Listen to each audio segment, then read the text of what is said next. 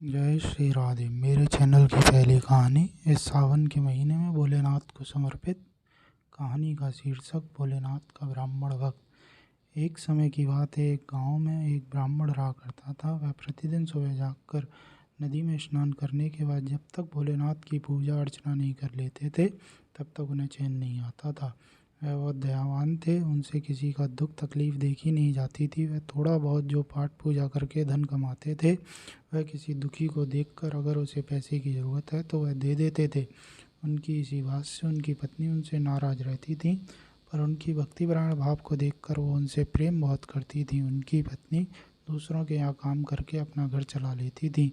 कुछ दिनों में ब्राह्मण की आर्थिक स्थिति बिल्कुल भी अच्छी नहीं चल रही थी।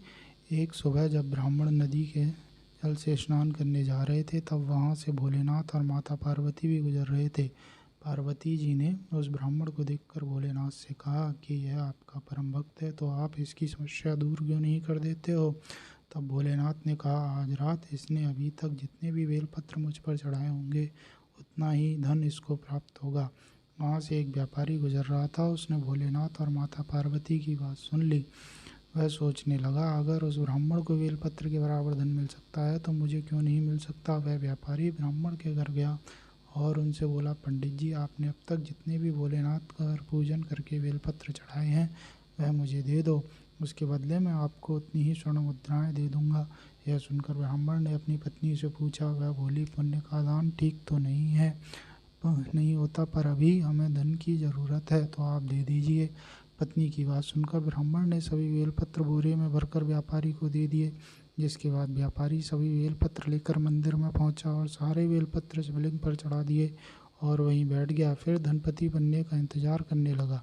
इंतज़ार करते करते आधी रात हो गई। फिर तीसरे पहर में उनके सब्र का बांध टूट गया और उनको बहुत क्रोध आने लगा। वो शिवलिंग को पकड़कर झकझोरने लगे। तभी एक चमत्कार हुआ और व्यापारी के हाथ शिवलिंग से चिपक गए। उन्होंने बहुत छुड़ाने का प्रयास किया पर वह छूट ही नहीं रहे थे। व्यापारी भोलेनाथ से प्रार्थना करने लगा और माफ़ी मांगने लगा।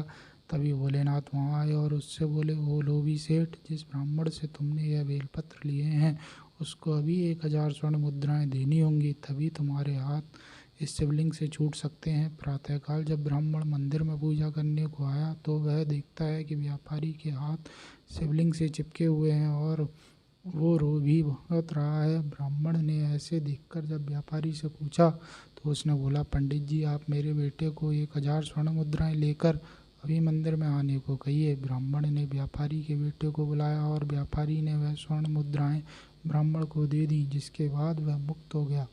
उसके बाद माता पार्वती भोलेनाथ से पूछती हैं, आपने अभी तक उस ब्राह्मण को धन दिया या नहीं दिया। तब भोलेनाथ बोले, मेरे पास धन कहाँ है देवी जो मैं उसे दे सकूं, पर मेरा वक्त अब गरीब नहीं रहा, वह धनवान हो गया है। यह कहकर भोलेनाथ मुस्कुरा रहे थे।